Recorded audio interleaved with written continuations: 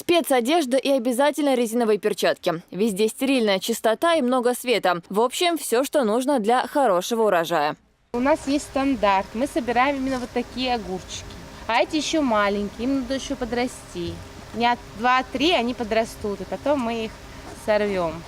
Крупнейший в республике тепличный комплекс занимает 10 гектаров земли и состоит из 2 блоков. Это позволило посадить 300 тысяч кустов рассады. С каждого квадратного метра планируется собрать по 25 килограммов огурцов. Сбор урожая начали неделю назад, и уже получено около 80 тонн натурального продукта. Через 4 месяца здесь посадят томаты, а в будущем начнут выращивать зелень. Весь комплекс построен по голландской технологии. Установкой оборудования занимались специалисты из Испании, которые также обучили чеченских аграриев. Вот это и есть вот всего этого тепличного хозяйства центральный мозг, который контролирует всю эту программу.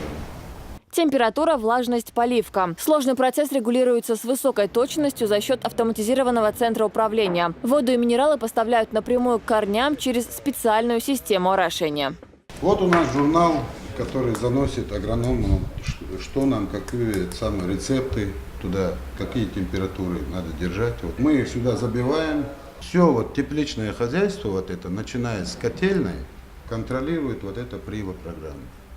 В ближайшее время территорию тепличного комплекса планируют увеличить до 30 гектаров и разбить на 3 блока, в которых будут выращиваться огурцы, томаты и полный набор салатов. К тому же у компании «Родина» есть и 320 гектаров садовых хозяйств. Эта площадь также увеличится в несколько раз. Сейчас здесь посажены десятки сортов сливы, персика, черешни и яблок.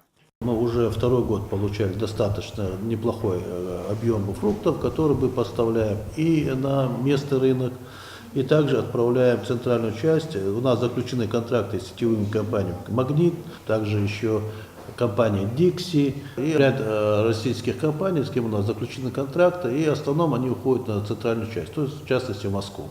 После сбора фрукты отправляются в специальное хранилище. Здесь размещены 30 холодильных камер вместимостью до 5000 тонн продукции. Перед отправкой яблоки попадают вот в такой вот своеобразный калибровочный цех. Сюда доставляют вот в таких вот зеленых контейнерах, которые опускаются в воду, благодаря чему яблоки оказываются в своеобразном бассейне. Здесь они потоком воды переходят в следующий этап, где параллельно и чистятся, и сортируются. Сортируются яблоки таким образом, чтобы плохие яблоки не оказались на столе у потребителя.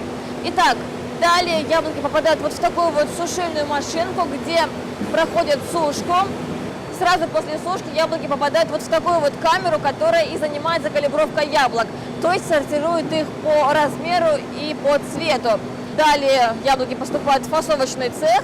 И как раз таки вот здесь оказываются маленькие яблоки, здесь средние, ну а здесь крупные. С открытием нового тепличного комплекса на постоянной основе трудоустроено более 200 человек. Но на этом останавливаться здесь не собираются. В перспективе масштабное расширение производственных мощностей, а значит и увеличение рабочих мест. У нас есть привлекаемые, сезонные и так далее. Планируется последующие постройки 2 тепличных комплексов и увеличение садов не менее, где-то как минимум до 1000 рабочих мест.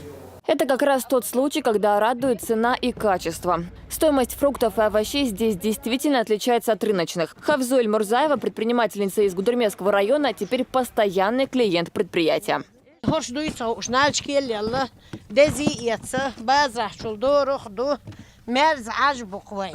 Всего за 3 месяца, а именно столько будет длиться сбор урожая огурцов, планируется собрать 5000 тонн продукции. И это не считая свыше 15 тысяч тонн фруктов и ягод, которые комплекс поставляет на российский рынок. Так, чеченские аграрии решают одну из приоритетных задач по импортозамещению, поставленную руководством страны.